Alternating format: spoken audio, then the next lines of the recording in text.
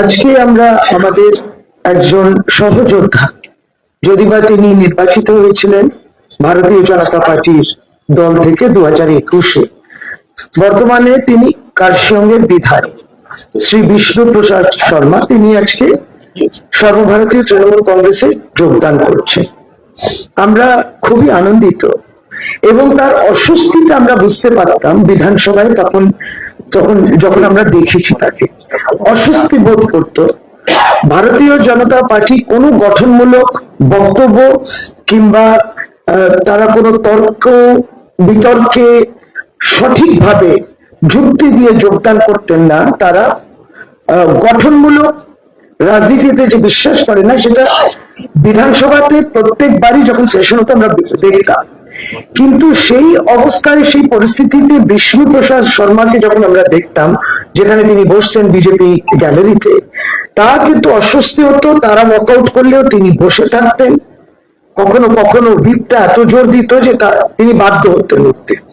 কিন্তু সবসময় তিনি মমতা বন্দ্যোপাধ্যায়ের বক্তব্য, বাজেট সবগুলোকে তিনি সমর্থন করেছেন।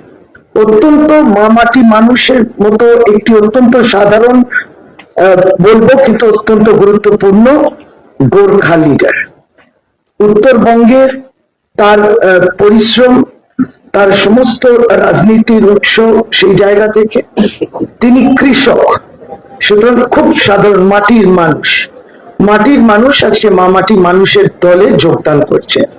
আমরা সত্যি খুব খুশি, আনন্দিত। শ্রী বিষ্ণু প্রসাদ শর্মা নিশ্চয়ই আরো বিস্তারিত বলবেন। মমতা বন্দ্যোপাধ্যায় সঙ্গে তিনি কাজ করতে চান, তৃণমূল কংগ্রেসে যোগদান করে অভিষেক বন্দ্যোপাধ্যায়ের সঙ্গে তিনি কাজ করতে চান, তাদের থেকে দিক নির্দেশ নেবেন। অনেক কিছু তিনি এখন স্বপ্ন প্রত্যাশা যেগুলো দেখতেন, যেগুলো পূরণ হয়নি। ভারতীয় জনতা পার্টি বলে এক, করে একদম বিপরীত, সেটা তিনি বুঝেছেন এবং এতটাই সৎ তিনি বলবেন, এতটাই সৎ। তিনি মানুষ দ্বারা নির্বাচিত হয়েছিলেন ওই সিম্বলতে।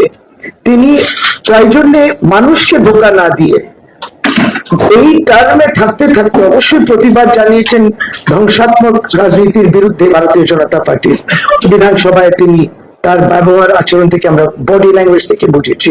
কিন্তু এই শেষের দিকে তিনি কোনো প্রত্যাশা না রেখে আজকে যে যোগদান দিচ্ছেন, তিনি কিন্তু একটা বড় নিদর্শন রেখেছেন।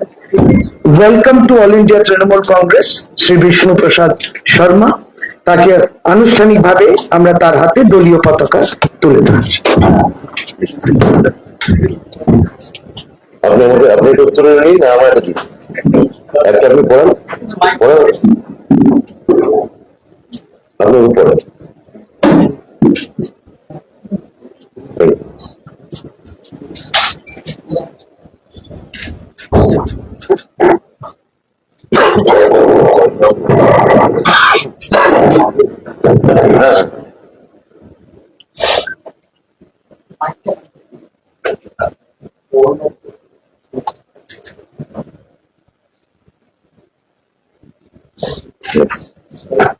वंदे मातरम, वंदे मातरम। जिंदाबाद जिंदाबाद जी जिंदाबाद, जिंदाबाद जिंदाबाद हमारी मानो जिंदाबाद, जिंदाबाद जिंदाबाद तृणमूल कांग्रेस जिंदाबाद, तृणमूल कांग्रेस जिंदाबाद।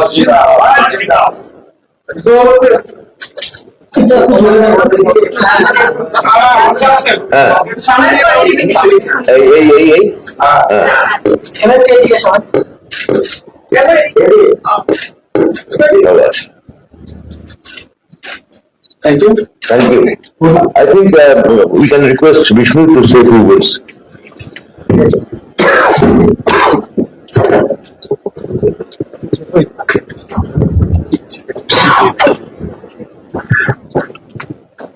নমস্কার।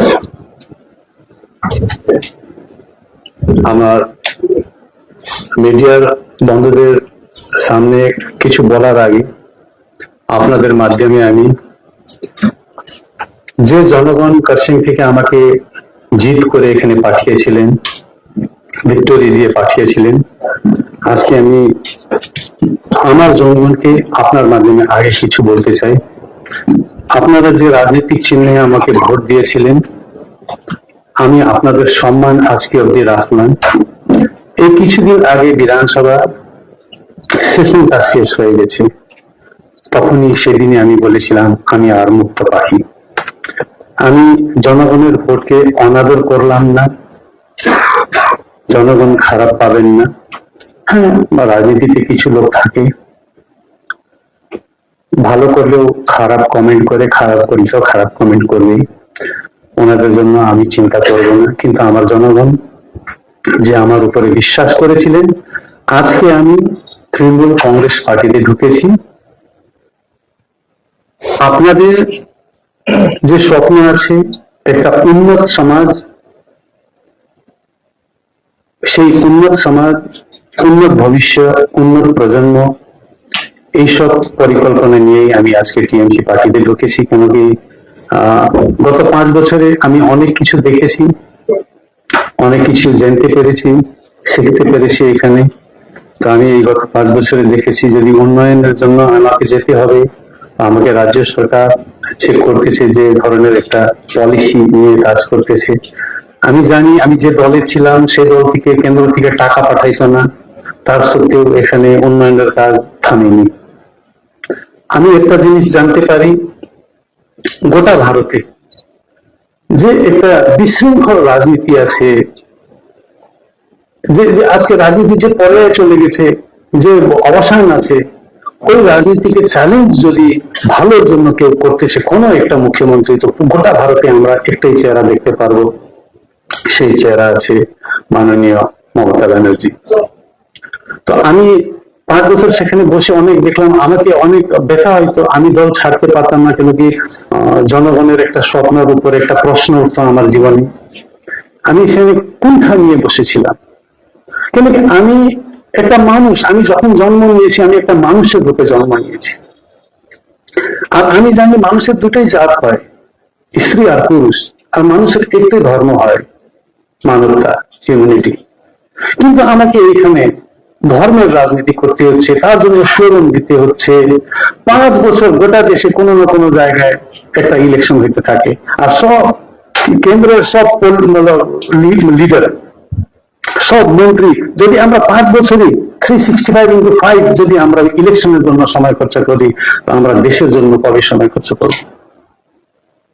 আমরা যে বিশৃঙ্খল রাজনীতিতে যাচ্ছি, এটা আমাকে ভিতরে ভিতরে পিঞ্চ করতো অনেক কিছু। আর তারপরে আমার গোর্খা জনগণ, 17 বছর ধরে গোর্খা জনগণ অন্ধকারে আছে।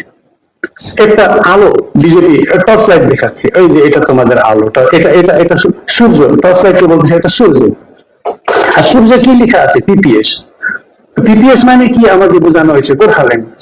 তো যে জিনিসটা ওনারা ম্যানিফেস্টোতে রেখেছিলেন, সেই জিনিসটাই তো আমি 5 বছর বললাম। আমি তো পার্টির ধার থেকে বাইরে তো গিয়েছিলাম না, পার্টির ধারের ভিতরে তো আমি বলতেছিলাম।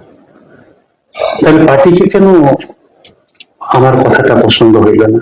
কেন কি ওনারা গোর্খাদেরকে মিথ্যা বলতেছেন? এই যে আমাদের মাননীয় গৃহমন্ত্রীর একটা শব্দ আছে, কি বলে এটা,